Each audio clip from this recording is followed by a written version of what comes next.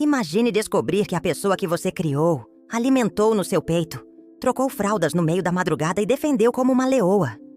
Essa mesma pessoa te olha nos olhos e diz: "Mãe, você tem 1 semana para sair da minha casa." E sabe quando isso aconteceu comigo? Exatos 15 dias depois que eu enterrei o amor da minha vida. O que você está prestes a ouvir não é apenas mais uma história sobre família. É sobre como a morte pode revelar o verdadeiro caráter das pessoas que amamos. É sobre descobrir que durante 28 anos eu criei uma filha que eu pensava conhecer, mas que, na verdade, era uma completa estranha. E, principalmente, é sobre como uma decisão que parecia ser a pior coisa da minha vida se transformou na maior bênção que eu poderia receber. Mas calma, porque o que aconteceu no final dessa história vai te deixar de queixo caído. E eu prometo uma coisa: você nunca mais vai ver uma situação familiar da mesma forma. Ao longo desta história você vai descobrir por que minha filha acreditou que eu estava fingindo luto pelo pai dela. O documento secreto que mudou completamente nossa relação. Como uma vizinha de 70 anos se tornou mais família para mim do que minha própria filha. A reviravolta que aconteceu exatamente 1 ano depois e que ninguém esperava. A história. Meu nome é Rosa, tenho 68 anos. E durante 45 anos eu vivi o que eu acreditava ser um casamento abençoado. Meu João era meu tudo. Meu amigo, meu companheiro, meu porto seguro. Nós construímos uma vida linda juntos. Criamos nossa filha Sandra com muito amor. E eu tinha certeza de que íamos envelhecer de mãos dadas. Mas Gente, se vocês estão acompanhando essa história e se identificando de alguma forma, por favor, se inscrevam no canal e deixem um like no vídeo. Vocês não fazem ideia de como é importante saber que não estou sozinha nessa luta. E continuem assistindo, porque o que vem agora vai revirar o estômago de vocês. 2 semanas depois do funeral, a Sandra apareceu na minha porta, com uma cara que eu nunca tinha visto antes. Fria, calculista, cruel. E disse as palavras que jamais pensei que ouviria da boca de uma filha. "Mãe, eu vou vender a casa. A senhora tem 1 semana para arrumar suas coisas e se mudar para minha casa." 1 semana. 1 semana para deixar 40 anos de vida para trás. "Sandra", eu implorei, "esta casa é minha vida. Seu pai construiu cada canto pensando em nós. Como você pode fazer isso comigo?" E sabe o que ela respondeu? "Porque eu preciso do dinheiro, mãe. E a senhora está vivendo no passado. Papai morreu, a casa é muito grande e eu tenho meus filhos para pensar." Seus filhos?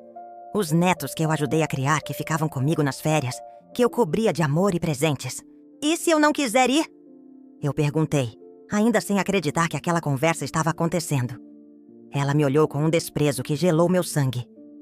"Então a senhora vai ter que arranjar outro lugar, porque eu não vou sustentar suas fantasias." Fantasias? 45 anos de casamento eram fantasias?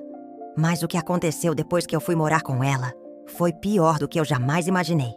E esse detalhe vai explicar por que essa história tem um final que vocês jamais vão esquecer. Na casa da Sandra, eu me tornei um fantasma. Ela me deu um quartinho nos fundos, longe de tudo e de todos. "É melhor assim, mãe, para a senhora ter privacidade", ela disse. Mas eu sabia a verdade. Ela estava me escondendo. As regras eram claras. Eu não podia usar a sala quando tinha visita. Não podia cozinhar, porque sujava demais. Não podia receber minhas amigas. A casa não é hotel. E o pior de tudo, não podia falar do João. "Mãe, a senhora precisa superar isso. Ficar falando do papai o tempo todo só deixa todo mundo constrangido." Constrangido? Eu estava proibida de falar do homem que amei por 45 anos na frente dos próprios netos dele. Durante 2 meses eu vivia essa humilhação. Acordava, tomava um café gelado sozinha. Ficava trancada no meu quarto para não atrapalhar. E à noite ouvia a Sandra reclamando comigo para o marido dela. "Ela está muito dramática", eu ouvia através da parede. "Age como se fosse a primeira pessoa no mundo a perder o marido. É ridículo. Ridículo." Minha dor era ridícula para minha própria filha.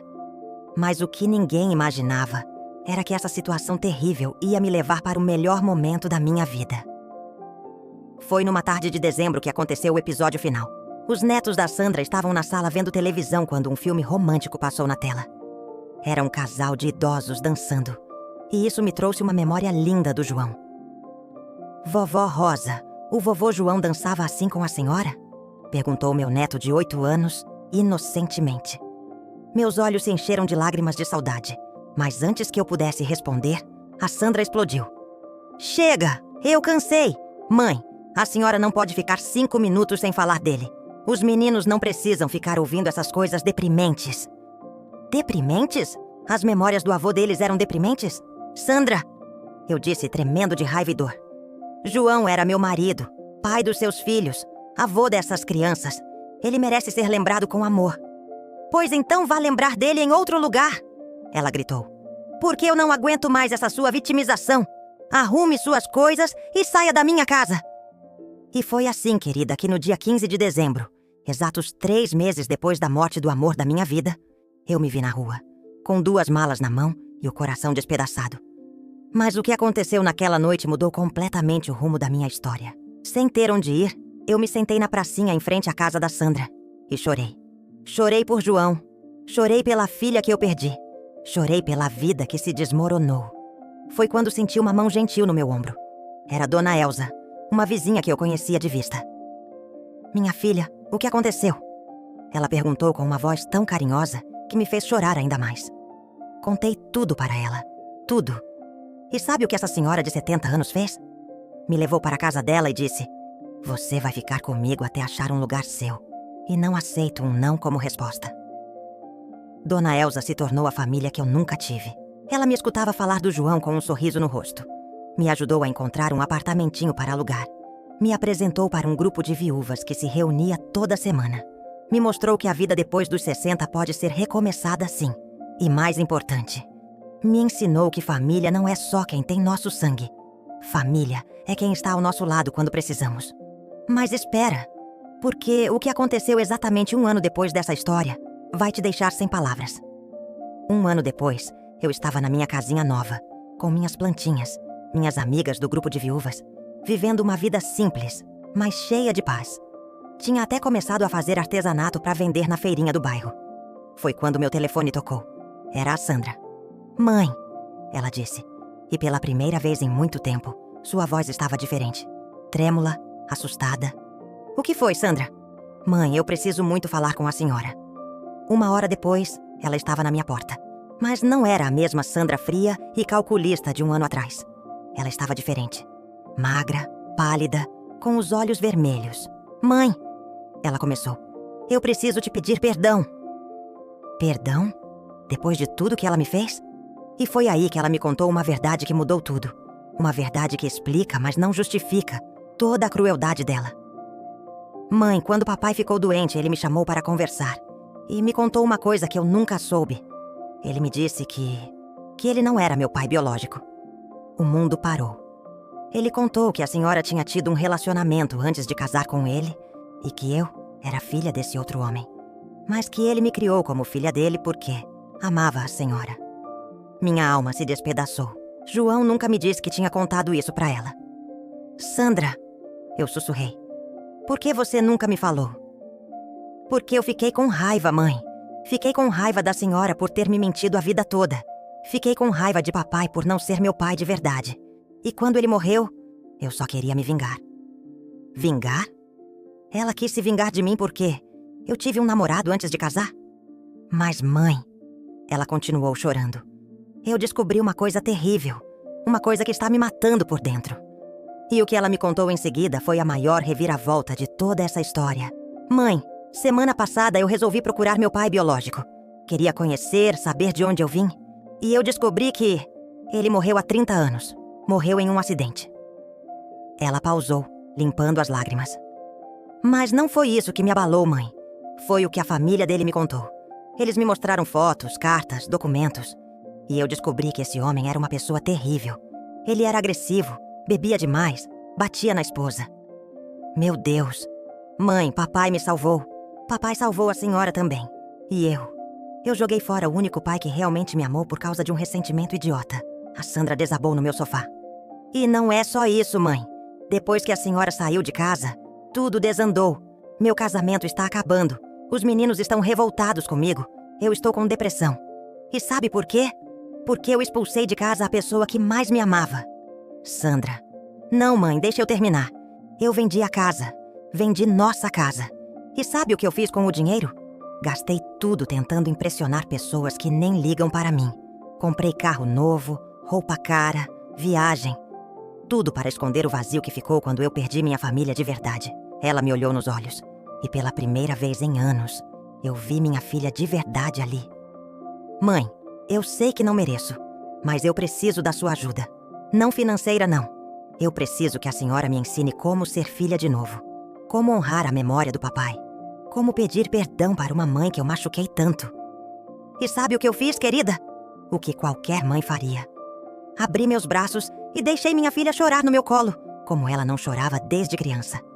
Sandra, eu disse, você sempre foi minha filha. E João sempre foi seu pai. Biologia não define amor. Escolha define. Hoje, 2 anos depois de toda essa tempestade, posso dizer que nossa relação se reconstruiu. Não da mesma forma. Algumas feridas deixam cicatrizes, mas se reconstruiu com bases mais sólidas. A Sandra faz terapia. Está aprendendo a lidar com a raiva e o ressentimento. Os netos vêm me visitar toda semana e a gente fala do vovô João, com saudade, mas também com gratidão. E eu? Eu aprendi que às vezes Deus permite que passemos pelo vale mais escuro para nos levar para a montanha mais alta. Hoje eu tenho uma rede de amizades que jamais tive antes. Tenho uma independência que nunca imaginei ter. E tenho uma relação com minha filha baseada na verdade, não em fantasias. A casa onde construí minha vida com João se foi. Mas as memórias, essas ninguém pode vender. E o amor que vivemos. Esse mora aqui no meu peito e vai comigo para onde eu for. Então, se você está passando por uma situação difícil em família, se está enfrentando ingratidão de quem você ama, eu quero te dizer uma coisa. Às vezes a pessoa que mais nos machuca é quem está com mais dor. E às vezes precisamos nos afastar para que tanto nós quanto eles possamos crescer. A vida não acabou aos 68 anos. Na verdade, de certa forma, ela recomeçou. E sabe de uma coisa? Eu jamais pensei que diria isso. Mas hoje eu sou grata por tudo que passei. Porque foi através da tempestade que descobri como sou forte. Foi através da rejeição que encontrei minha verdadeira família. E foi através da dor que aprendi a valorizar cada dia de paz. Queridas, essa foi minha história. Uma história de dor, mas também de recomeço. Uma história de traição, mas também de perdão. E principalmente, uma história de prova de que nunca é tarde para reconstruir nossa vida. Deixem nos comentários. Vocês já passaram por alguma situação parecida? Como lidaram com decepções familiares? Quero muito ler suas histórias e saber que não estamos sozinhas nessa caminhada. E lembrem-se, família é quem nos escolhe todos os dias, não apenas quem divide nosso sangue. Às vezes, nossos maiores anjos vêm disfarçados de vizinhas, amigas ou até estranhos que cruzam nosso caminho. Um beijo no coração de cada uma de vocês e até o próximo vídeo.